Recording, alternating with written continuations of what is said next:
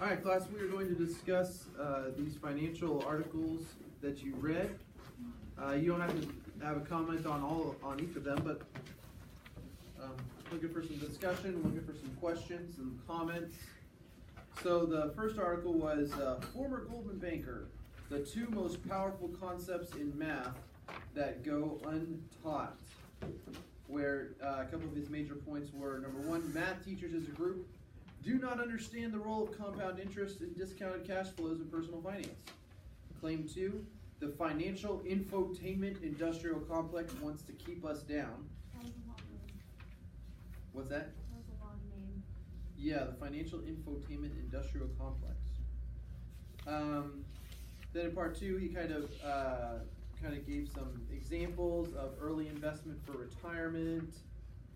Then he talked about compound interest in consumer debt and compound interest, why the poor stay poor and the rich stay rich.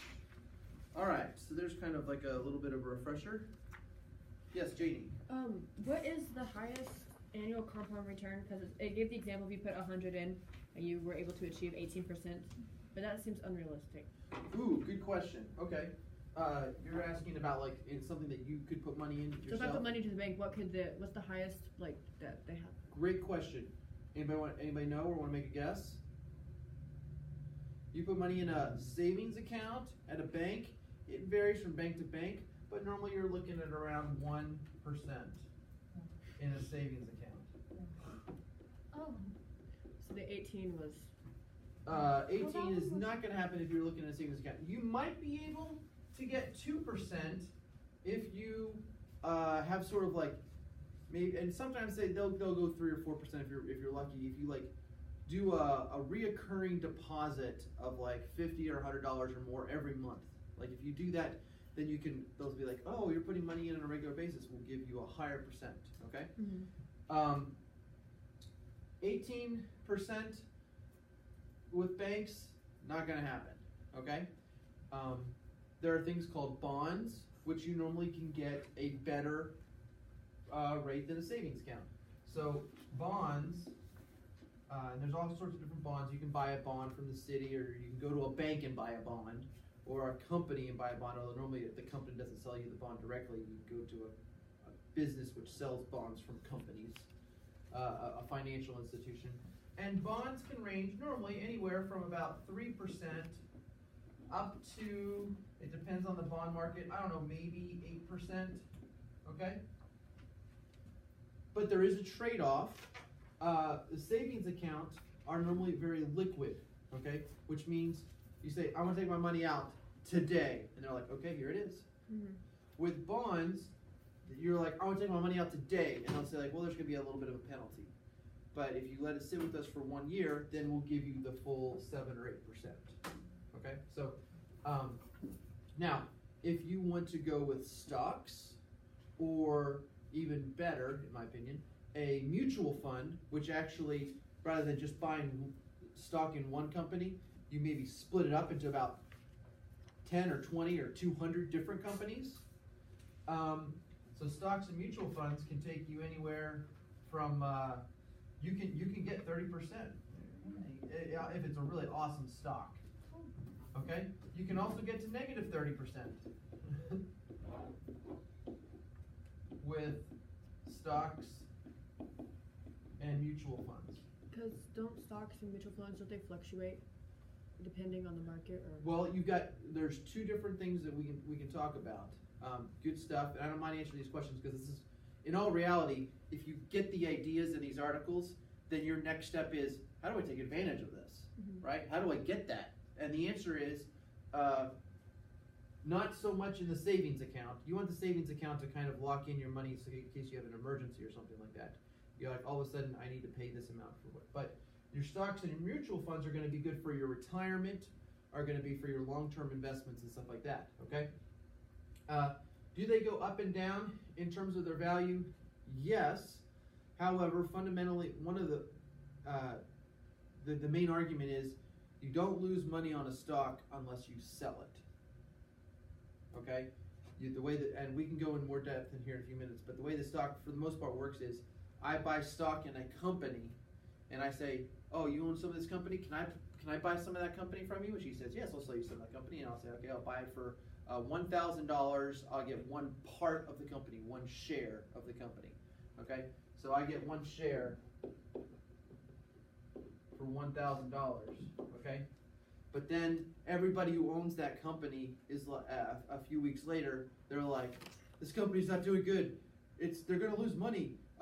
They got an idiot for a president, of the company. I don't want to getting political here. Anyway, it's going to go down. The whole company's going to lose money, and it's not going to be worth anything. I'm selling mine. I'm selling my share. I'm selling my share. And so everybody starts selling their shares, and you try it. And so if Stephanie's trying to sell her share to Nick, she's like, "Can you buy my share for $1,000?" He's like, "Heck no! I'm not paying $1,000 for that company. I'll give you $900 for it." And so she's like, "Fine, here it is. Give me $900." So he gives $900. Then all the rest of us are like, "Oh my gosh, it's selling for $900." And so then Jeremy is trying to sell his to Jean, and he's like, "Will you sell it to me?" And Jean's like, "Well, it's selling for $900, but I'm not going to pay $900. I'll pay maybe $800 for it." And so then it's selling for $800, right? So if I look at what the going price is of my share, its current price is $800 per share. And I'm like, oh no, I've lost $200, right? But have I really lost $200? Only if I sell right now. If I sell right now, then yes, I've lost $200. If I wait and eventually the company goes bankrupt and there's not enough money to go around, I could get down to $0, okay? But if I wait and the company does better and they kind of get through the rough patch and then it goes back to $1,000 or $1,100, then I've made money if I sell at those points. So it really kind of depends on how on if you sell it. Does that make sense? Now that is one way in which the price of the stock, or if I've got money in a bunch of different companies and all of those companies, their selling price drops, and then I choose to sell at that time, then yes, I've lost money.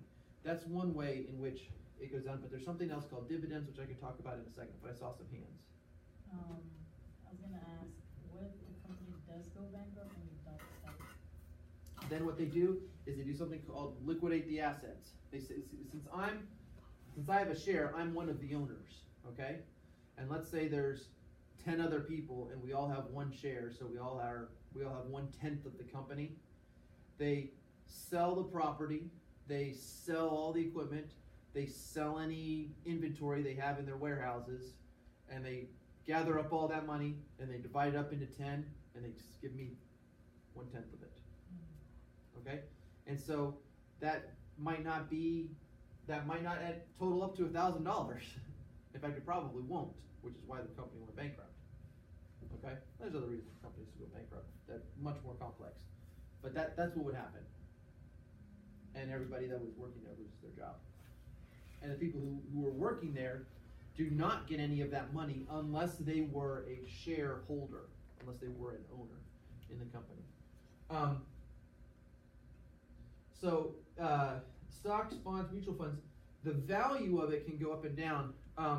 But normally, let me just go this. Who's got the company? Who wants to own whose company? Kayla, you want to own the company? Absolutely. Jane? The two of you, it's y'all's company, okay? What are y'all in business doing? That's a restaurant. How's that? Okay. Okay, it's a restaurant. Okay, so let's say the business that we're talking about is a restaurant. Okay, and you restaurants do great, by the way, depending on the type of restaurant. Let's say, although this would be a very low number for a restaurant, $100,000 over the course of the year. That's how much money you bring in. Okay, that's a low number. Some of these bigger chain restaurants and stuff like that, I mean, they'll if I understood, $20 or $30 a month, $20 or $30,000 a month. Okay, I believe I can't remember how accurate that is. I don't know how accurate those are, but let's just say that it is. In which case, multiply that times 12. This would be a low number. But let's say that y'all's business makes your income is $100,000. Okay, but you've got to buy all the food, you've got to pay all your workers and stuff like that. Okay, and so your costs are $80,000. That's after you pay everybody who works, okay? And after you've paid all your bills, paid your electricity, stuff like that. So you have $20,000 of profit. Okay? Yeah, the dot is there, not over there. Okay, $20,000 of profit. where does that $20,000 go? It can go back into it or in our pockets or. It can go back into the company, yeah. The decision is made by the owner or the owners, okay? In this case, I'm an owner, Stephanie's an owner, and Haley's an owner. All three of us are owners. Y'all just run it for us, okay? But the three of us are owners, and we each have stock in that company in terms of shares and the way, all right? So we get together and we vote and we say that we want $10,000 to go towards expanding the business, okay? So $10,000 is y'all's to go ahead and hire some more employees, maybe buy some better quality ingredients, okay? So you can make, so the food tastes better and everybody kind of word gets out. Maybe also do a little more advertising, okay? So that you can expand the business. So $10,000 gets poured back into the company, but then the other $10,000 is going to get split up and goes to the owners. That's us, okay? It gets divided up, and that is called a dividend. All right? So let's say we each get $3,333.33 with an extra penny. Y'all get the extra penny or whatever. Okay? So that money gets divided up. So the way that this affects me is if I have some money and I buy stock in your company makes money, then that money gets divided out and spread out to all of the owners, okay? And so that is, let's say I put in, let's say I invested $10,000. I'm going to, so I invest $10,000 in your business. At the end of that year, I get $3,333.33 back. That's a 33% interest rate, so to speak. That's pretty darn good, especially because guess what? I still have that $10,000 valued in your company. Okay, so that $3,333.33. That's like bonus. That's money that I get because I'm an owner and your business made money. Okay, now I have a decision at this point. What am I as a shareholder going to do with that money? What I might do is I might go over to Haley and I might say, hey, can I borrow or can I buy some of your shares? Okay, so that I can own a bigger piece of the company. Because then next year when you make money again, when you make profit and it gets split up, I'm getting more than just a third. I'm getting maybe half. You see what I'm saying? And so I'm going to get a bigger chunk of that. And then what am I going to do with that money? Well, I'm just going to, maybe I'll go and buy some of Stephanie's shares. See what I'm saying? And so now I own more of the company, and it just sort of builds on it like that. Or I go and buy something over here in Robbie's company that she's got. And so then I invest in her company, and then her company makes money, I get some of the dividends, and it grows like that. So even if everyone is running around here saying, oh, I don't think Michaela and Janie's company's going really good, it's dropping, the shares are dropping the price, okay? So the price for the stock could be dropping, but if you're still making money and you still give me dividends, then I'm still getting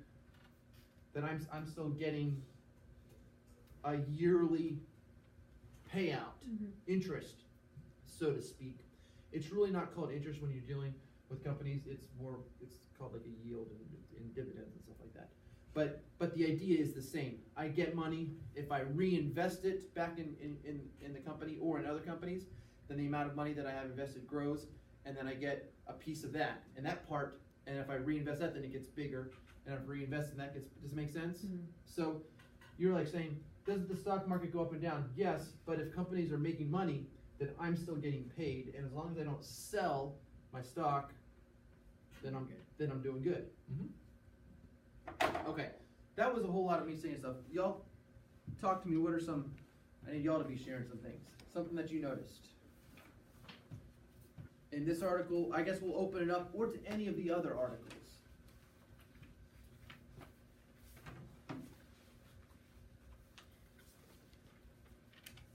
I have a question. Sure. Okay, so people that have lower credit rates, they have higher interest rates because, like, the lenders, they give them higher interest rates. But why would they do that, knowing that they have like a lower Because credit? then Because I know like it's a risk to them, but like they charge them more even though they don't have that. So like, Okay. how yes. does that work? okay, so it's sort of like, we'll take these two examples, okay? So, Mason is unreliable, sorry bud, just unreliable, he hardly ever pays any money back, okay? It's risky, he wants to borrow $100. Haley is super responsible, okay? And great, and she always pays back, all right? The money whenever I loan her, because I'm the bank here, all right? So, his credit score is terrible. I can never keep track of what numbers are good and what numbers are bad because I don't even mess with them, okay? But we'll just say that he has a bad credit score and she would have a good credit score. Okay? That's kind of what that is, because bad meaning, sorry Mason, just for the sake of example, you're a pretty reliable guy. As far as I know. So if I have $100, okay, and I give that $100 to, and I've got the choice of who I'm going to give it to, okay? If I give it to Haley, I know I'm probably going to get it back. Okay, so I'm gonna say I'm gonna give this $100, but you only need to give me $10 back with the $100 when you pay it back. Okay, so I'm gonna only charge her 10%.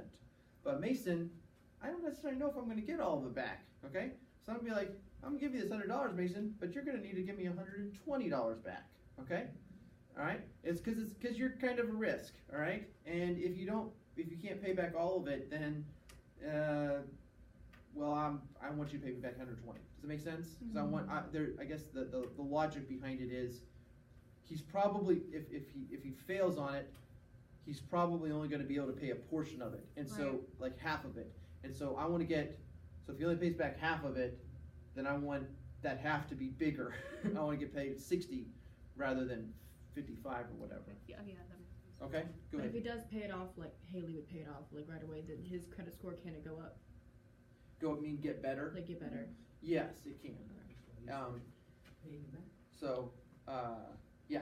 So, and the bigger the higher, the better the credit score is, then the more. It's sort of a way of people showing how, in some cases, how much you're trustworthy. Mm-hmm. Kind of, sort of. But it also shows, the numbers behind the credit score also kind of work in such a way that, you also get a better credit score if you go into debt a whole lot and then pay it off. Mm-hmm. You know what I'm saying? Mm-hmm. So actually, if you pay, if in some cases I've seen articles stuff like that say, if you pay off the money on a regular basis, then you kind of have a worse credit score, because they're like, I don't really want to loan you money because because the company wants people to pay and then not be able to pay, so then they can charge more interest on it, stuff like that. So there's a little bit of backwards thinking in some of that cases. As a general rule, I would say don't pay much attention to your credit score, in the sense of, don't make that be. There's some people that do things upside down for reasons. They actually will borrow money and in hopes of increasing their credit score. I think that's kind of what I'm talking about. They're like, I want to get a better credit score, so I need to borrow more money. That's ridiculous.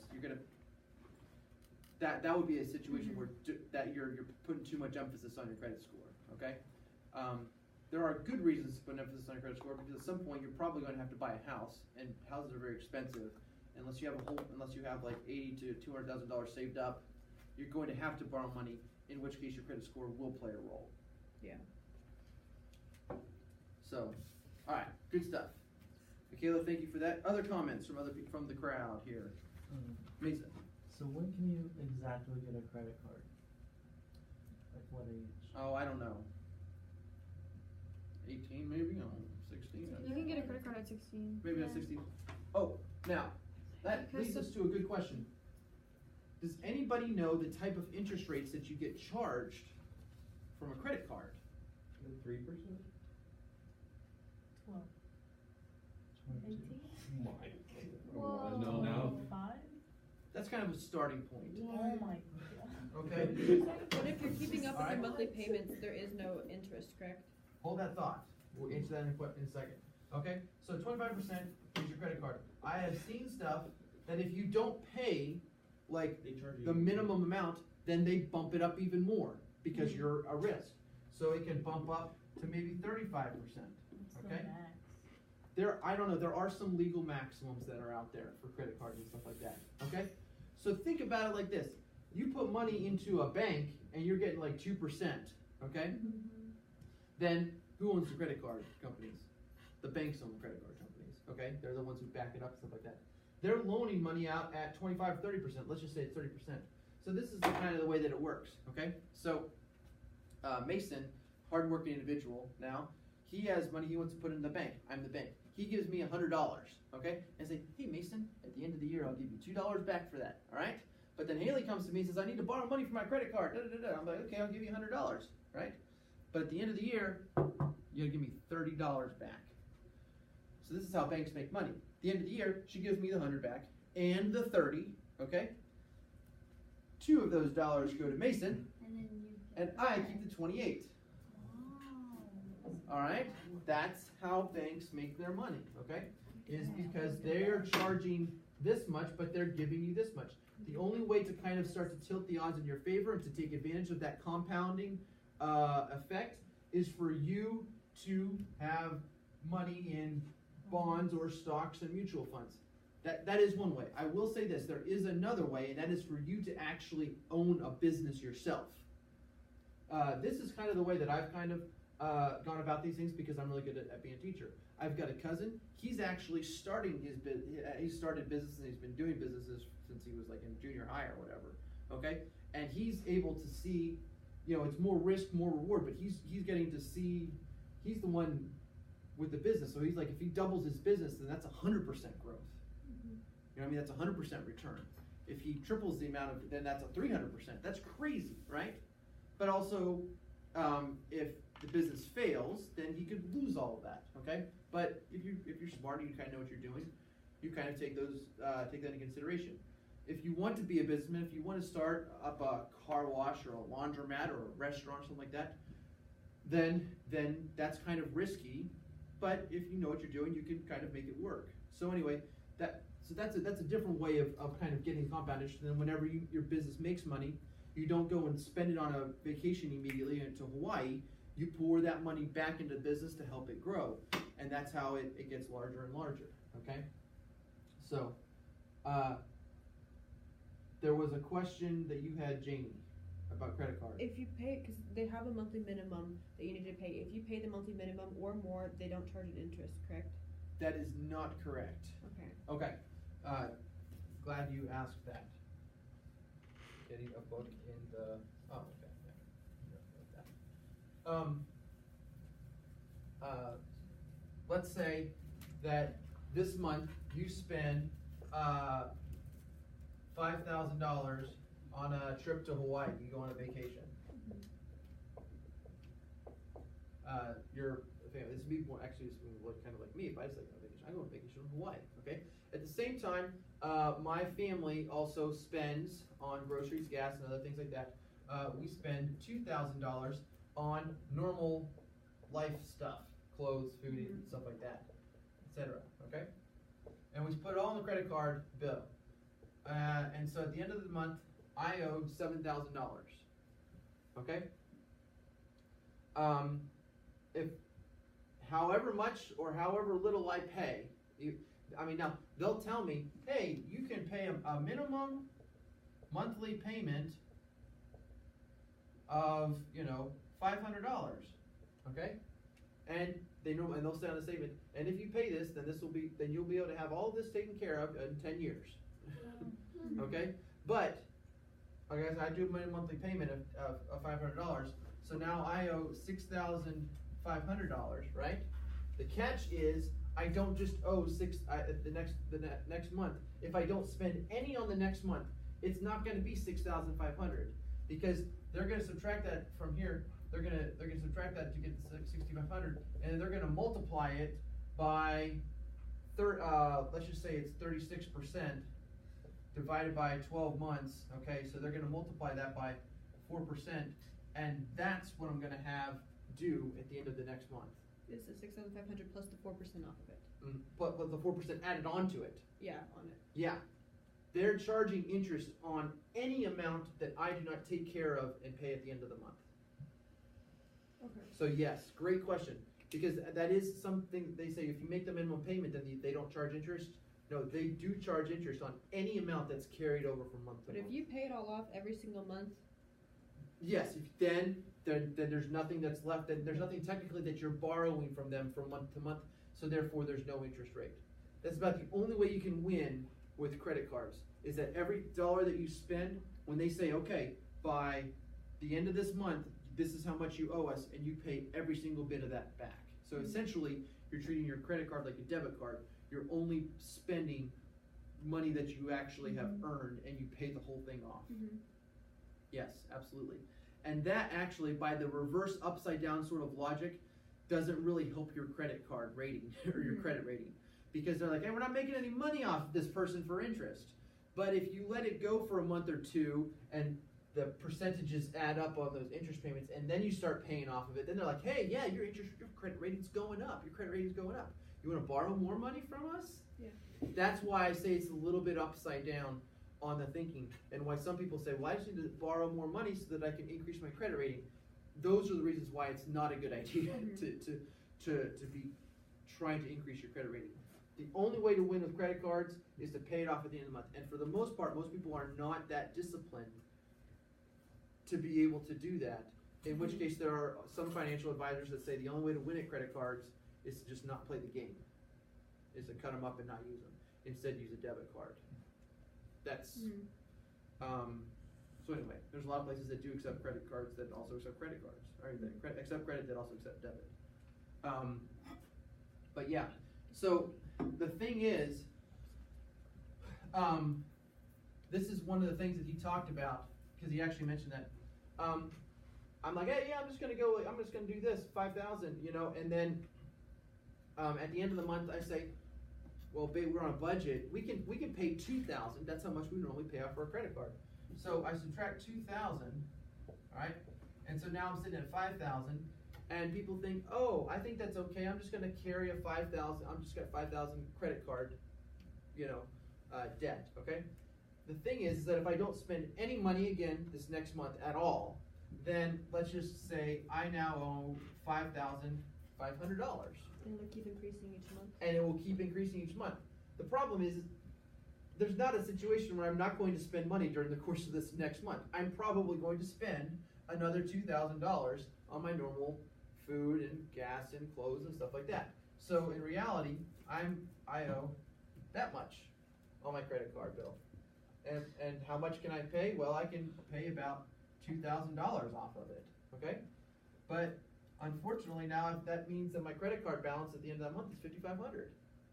And that is the amount that's multiplied by the interest rate. And so you think it would go up to 6,000, but as we learned, this is a little bit more than that. The amount that I'm going to owe is a little bit more, so it's going to be maybe around $6,100.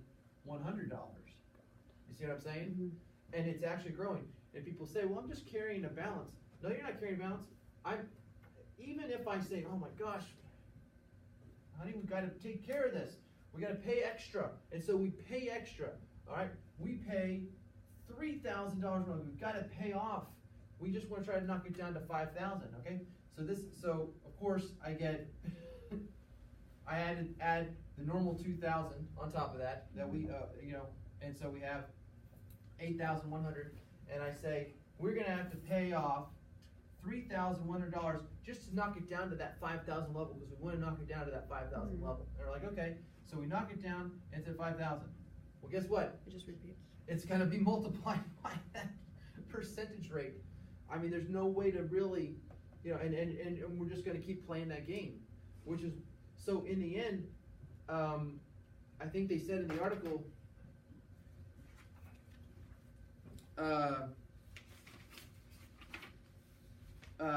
after all, $5,000, just a quick trip, the answer is, including the cost of monthly compounding, it's about $44,235, or about 9 times what it appears to pay. So yeah, if that's at a 22% interest compounded for the next 10 years, if you just carry a $5,000, if you're like, I'm just going to keep that $5,000 on the credit card, and I'll eventually pay off that $5,000. That's not how it works. They're charging you interest on that every single month. So yeah, that's pretty crazy. Good stuff. Somebody else.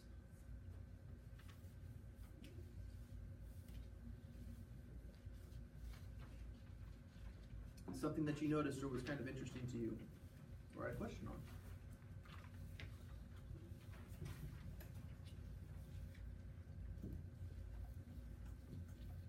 Speak up if you want some points.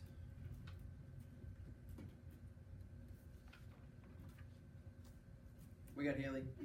Well, I don't know. This is kind of stupid, but No, don't worry. so like the savings accounts and all, like the IRA and all of that. How many? Can you have like separate ones, or does it have to be like? Okay, yes. Yeah. Now, you mentioned an IRA. That is, okay, so in case you're not familiar with what she's talking about, an IRA stands for an individual retirement account, okay? And what it is you can buy, let's have a mutual fund, okay? That's kind of the best way to put it, okay? You can buy, rather than me putting all of my money in their restaurant, I can put money in their restaurant. I can also put money, myself and 100 other people can put all of our money into one big pile, all right, one big fund, and so there's lots of us. We're all putting our money into this fund, and then that money gets split up. Some of it's going to go to their restaurant. Some of that money is going to go maybe to Apple. Some of that money is going to go to GE. Okay, and so we buy a bunch of different. We all buy a part of different companies. Okay, but I'm not directly putting all my money in their restaurant. Okay, so that's called a mutual fund. The place where I would go to buy that mutual fund would be from a financial company, like a financial. Sometimes it's a bank. Sometimes it's a company that says we're a financial institution. We buy and sell mutual funds. Okay, probably we'll do in a week or so. I'll have a homework assignment where I can say where are some places locally that you can go and walk into their office and talk to them, or where are some places online that you can do that. We'll push that assignment a little bit later. Okay, but this is a mutual fund. Okay, now the thing is that if whoever you go and buy that mutual fund from, so that you go to the company and be like, hey, I want to buy a mutual fund with a bunch of other people, and they say okay, and you can say, and also I want you to fill out some of this extra paperwork that will label it in a way that'll be good for taxes and stuff like that, and they can do that. They're like, oh yeah, sure, we can put this mutual fund. This is the restaurant Apple GE mutual fund, okay, and we are filling out some extra paperwork so that it this money you don't have to pay taxes on it, stuff like that. So an IRA is a mutual fund, but with they fill out some extra paperwork and it actually can be beneficial for you. Okay, there's more to it than that I can say, but that's a good question. Who do you go to set up any of these accounts? Like, Other than the You would want to go to like a brokerage, like a brokerage firm or a broker, like an individual, like Edward Jones. I know is one just because I know they've got an office. I drive by them in Cleveland from time to time. Okay. Are there any brokerage firms here in Keene? I don't know. There might be. Are there people online that you can buy them from? Yes, there's lots of them, and sometimes it's as easy as you just go online, you create an account, you talk to your bank, and you say, "Hey, bank, I need you to give."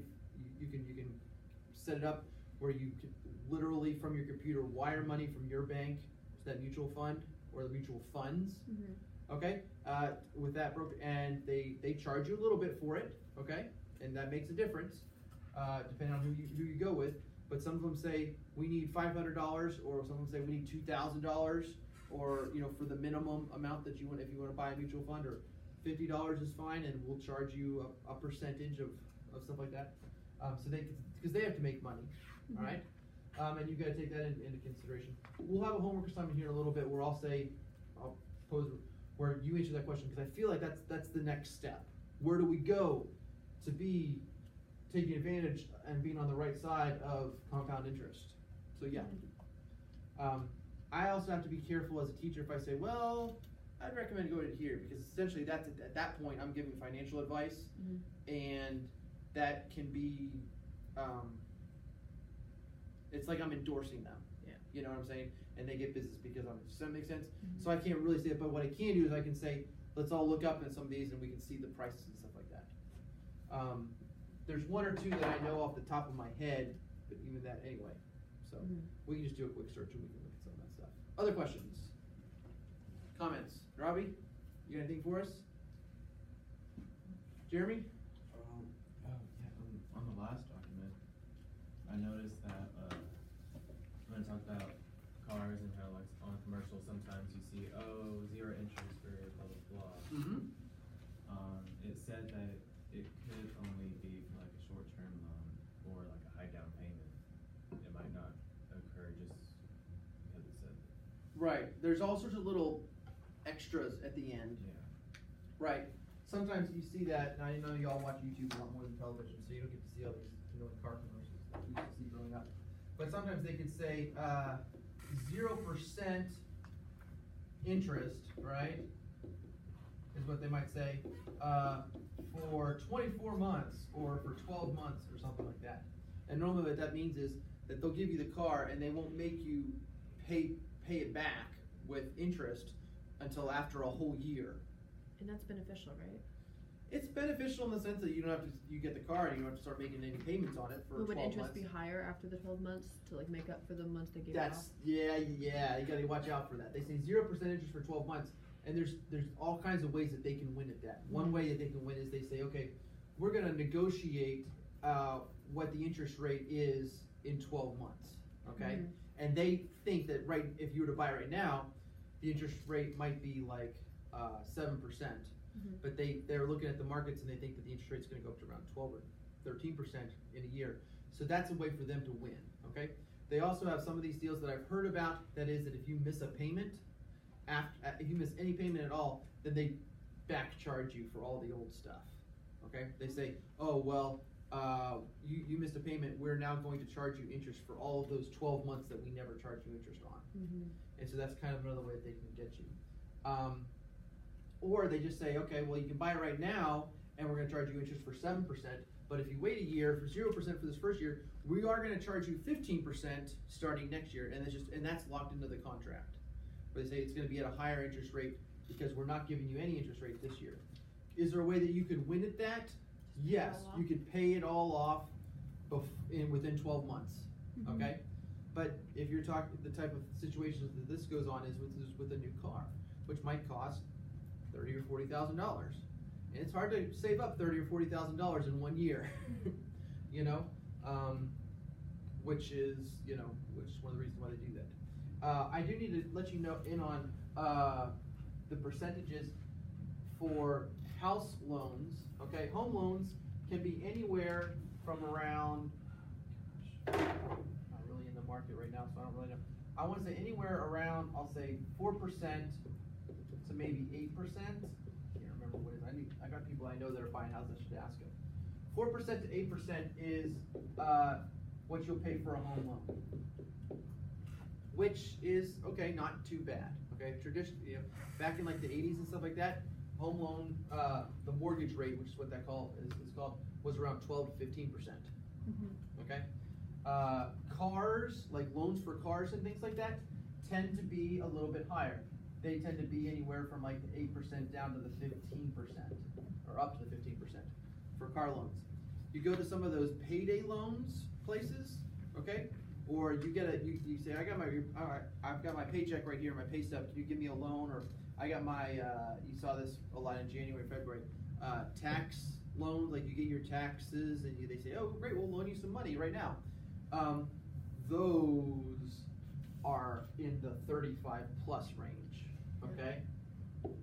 So this down up to like 50% and stuff like that, that's like your payday loans. You know, your places that are kind of on the corner where you just go and they say, hey, we'll give you money right now, no questions asked. Yeah, it is really high percentage rates, okay? It's almost like, because they're doing risky stuff there. All right, keep going. Somebody else? Did y'all talk to me about this real quick? The story of Ben and Arthur. What did y'all learn from that? So did he only put in $2,000 like just a few times and then the interest kept adding up, or how did that work?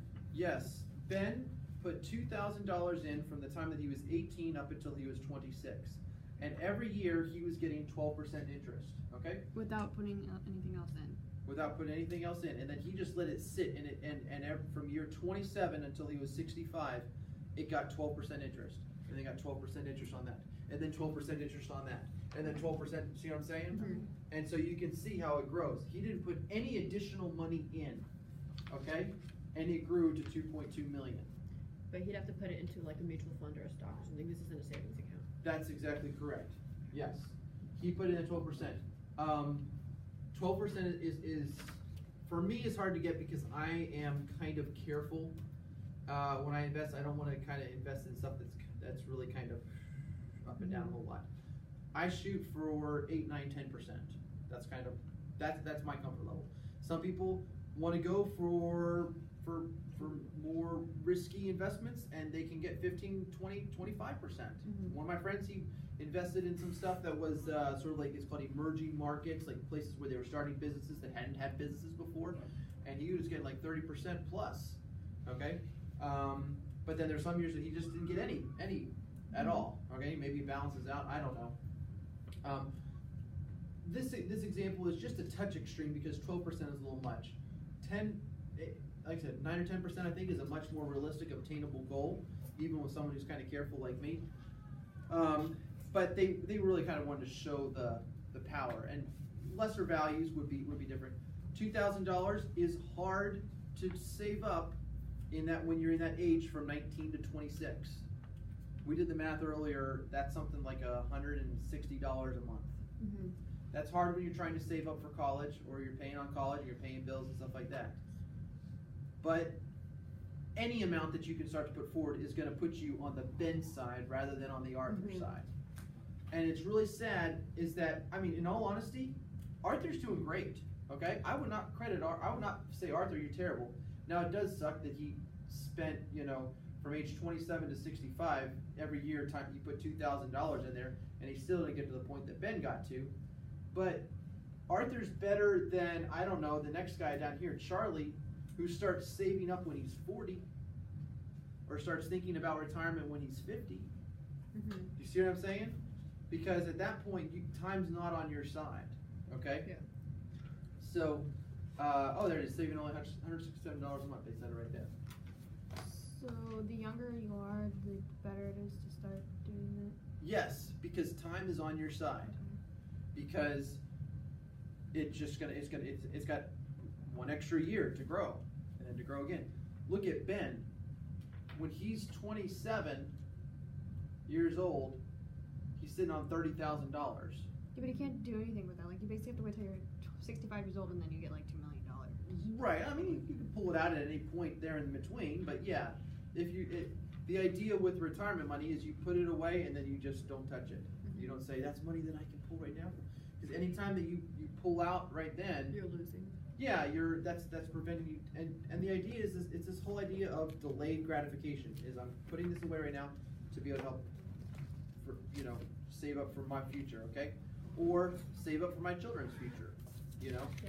so that they can go to college and not have to worry about some of this stuff. All right, good questions. I feel like there is one or two more things that we do need to follow up, and that'll be like a next week assignment, where I'll say, where are some places that you can invest? Let's go ahead and share our findings with each other. I have had students, as a result of us doing this unit, go and find a mutual fund company and put some money in there. And if that's the case, then good for you, good for them, and go in with your eyes open. All right. Announcement time.